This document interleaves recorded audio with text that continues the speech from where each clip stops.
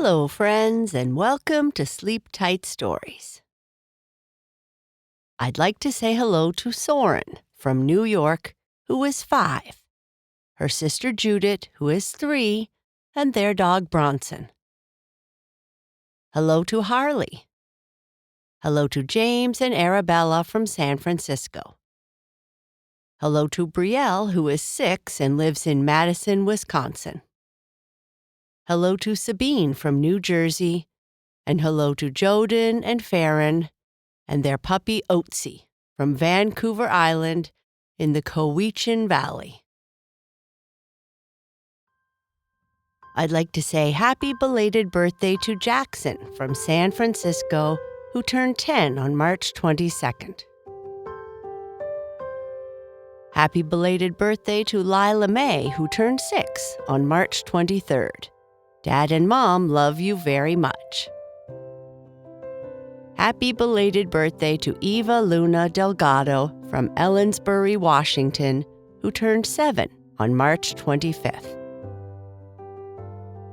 Happy belated birthday to Luna, who turned 4 in January, and her rescue cat Coco, who turns 1 on March 25th.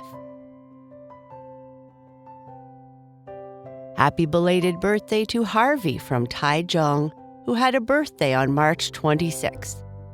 Daddy and Mommy love you very much. Remember to be brave, Harvey. They will always be there with you. Happy birthday to Charlotte Juniper Fisher from Lake Oswego, Oregon, who is turning 7 on March 27th.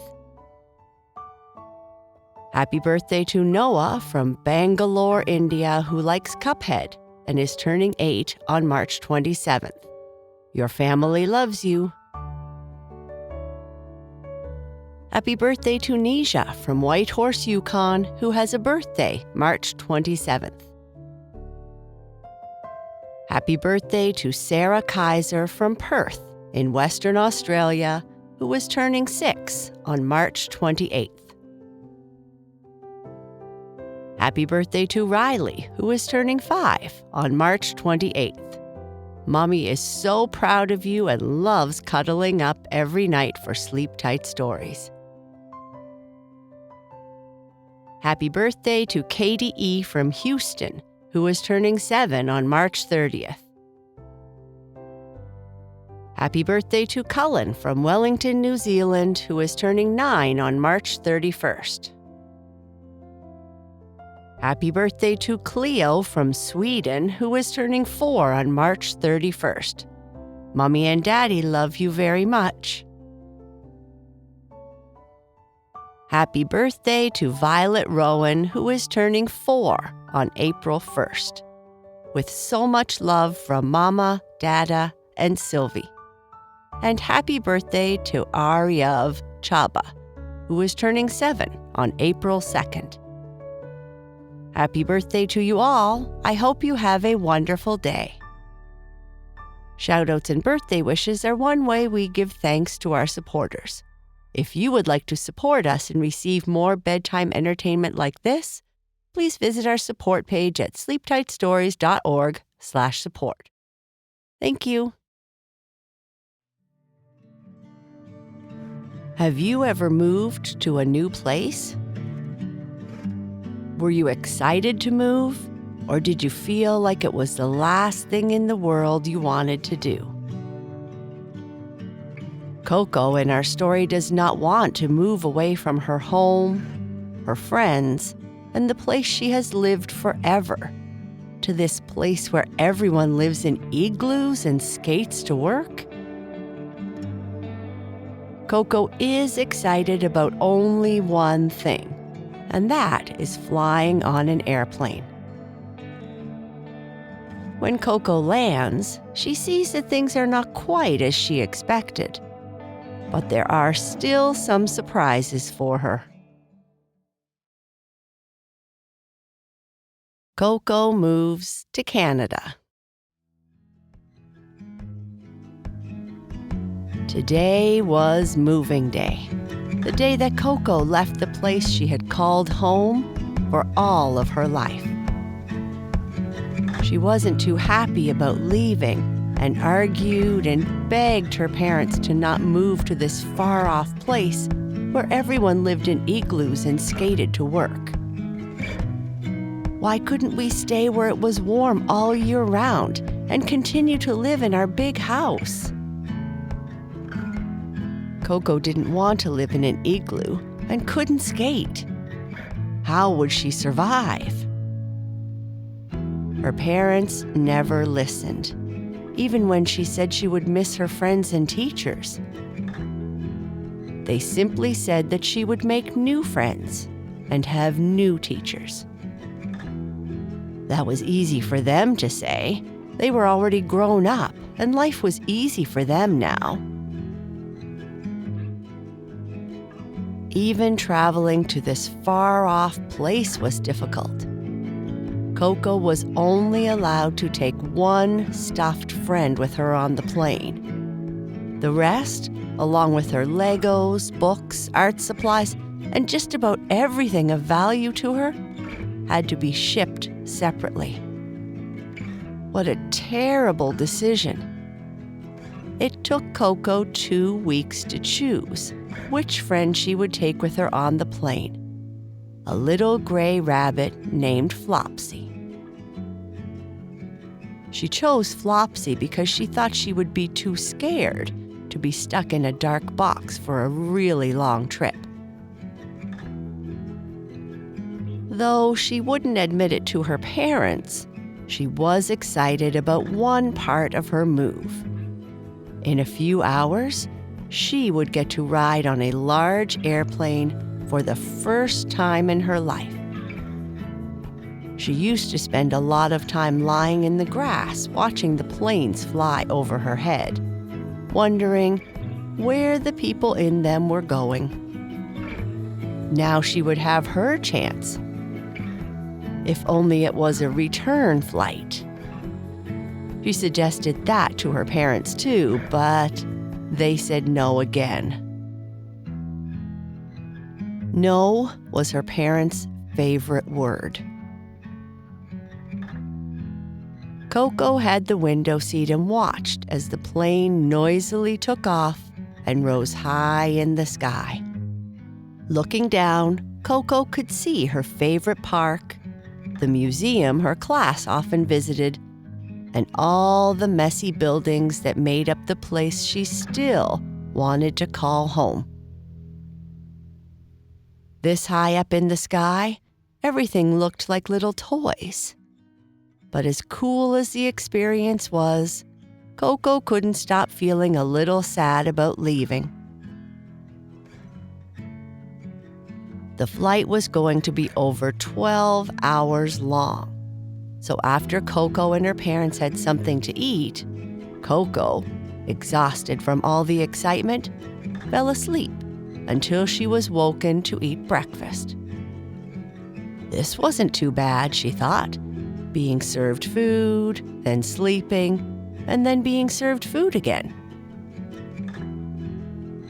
Before long, they landed in a large city with a strange-looking building with a pointy tip, and boarded another, much smaller plane that would bring them to what her parents called their new home.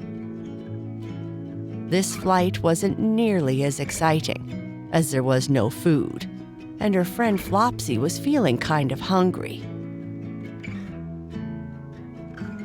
As they came to land at their destination, Coco looked out the window and saw a patchwork of green fields, forests, and red soil. Below, she also saw what looked like houses. What she didn't see were igloos, snow, or people skating everywhere. "Mom, I thought we would have to live in an igloo. Isn't this place frozen and white all the time?" Coco asked loudly so that her mother would hear her over the noise of the airplane. "Of course not, child," her mother replied. "Where did you get such an idea?" "I think Yusuf told me." Yusuf was being silly and probably trying to make you laugh. He was always the funny boy ever since he was born.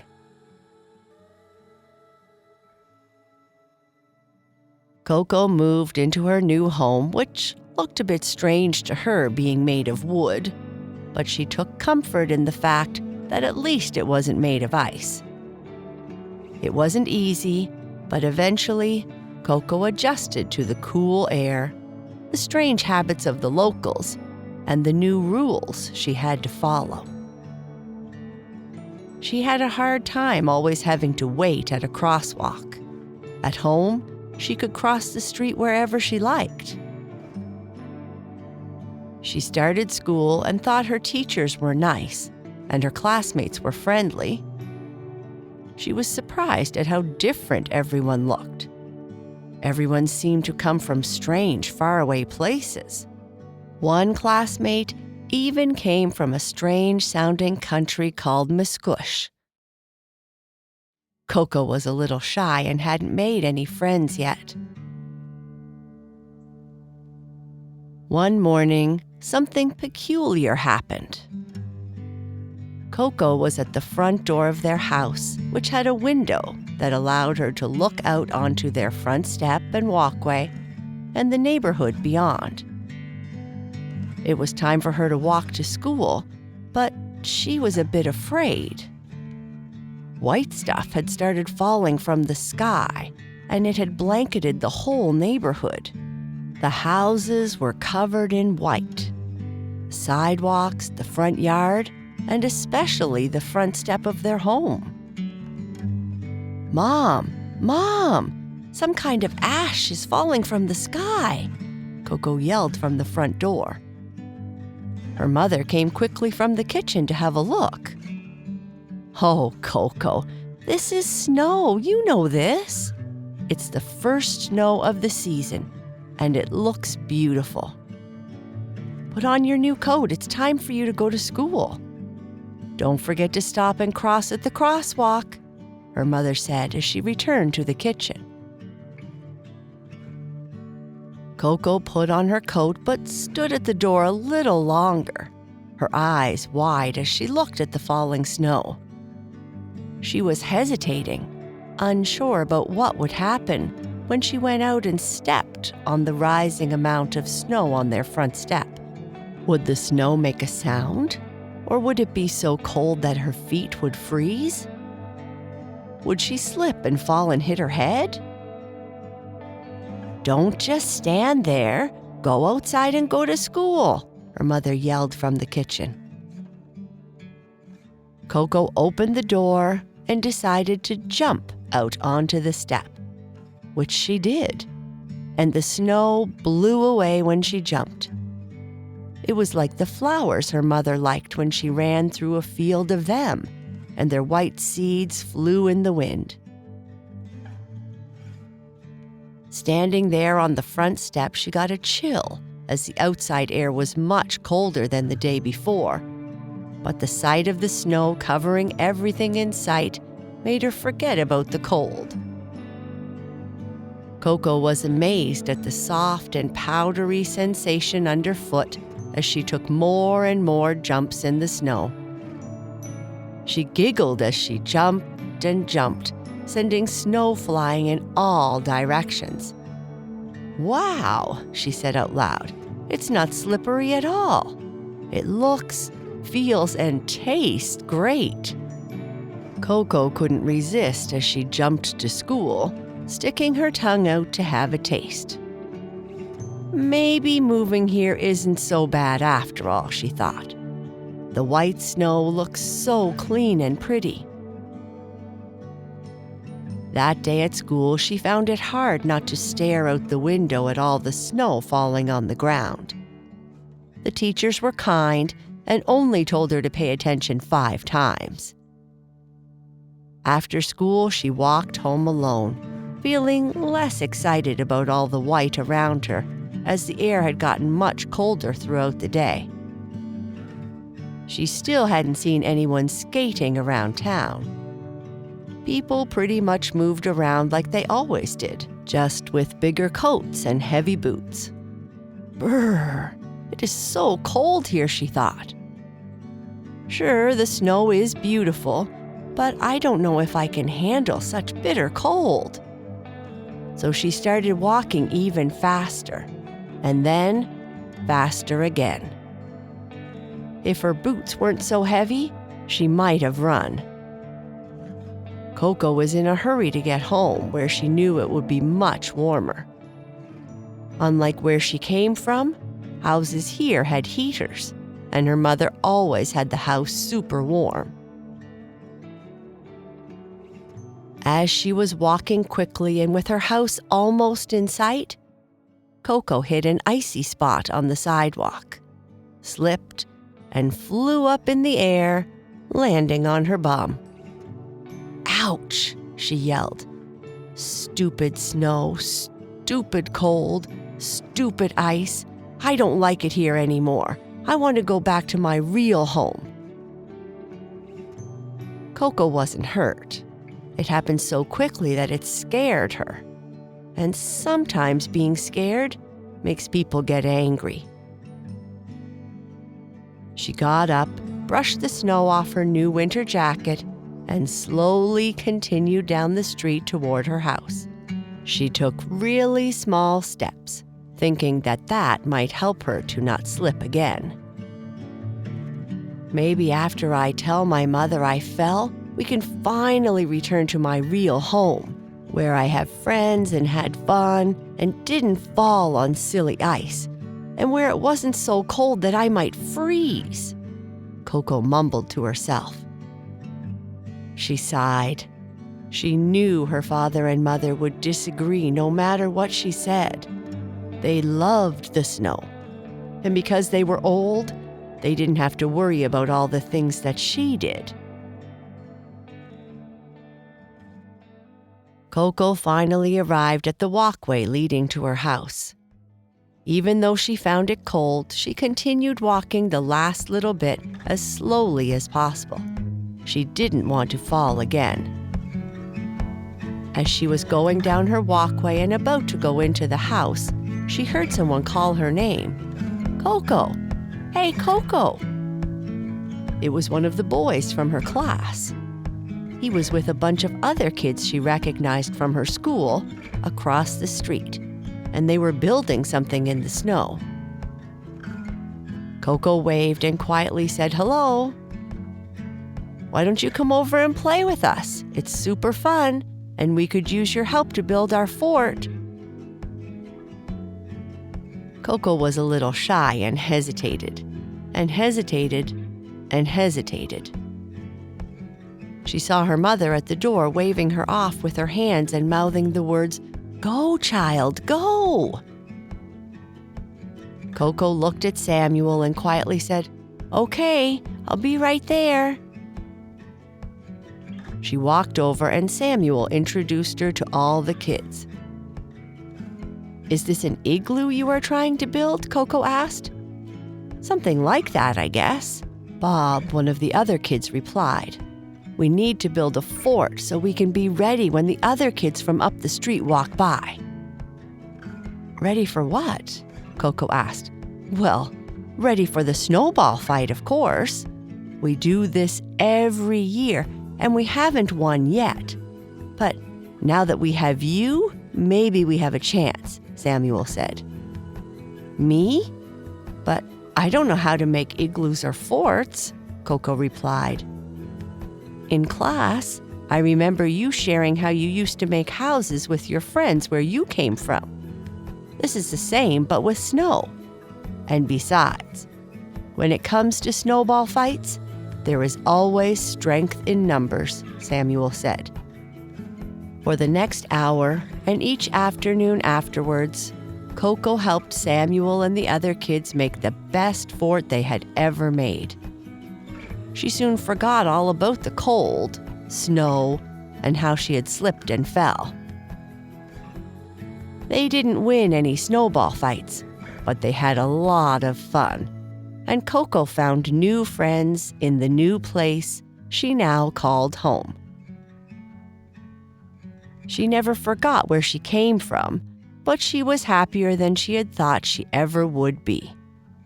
And she even eventually learned to skate. And that's the end of our story. Good night. Sleep tight.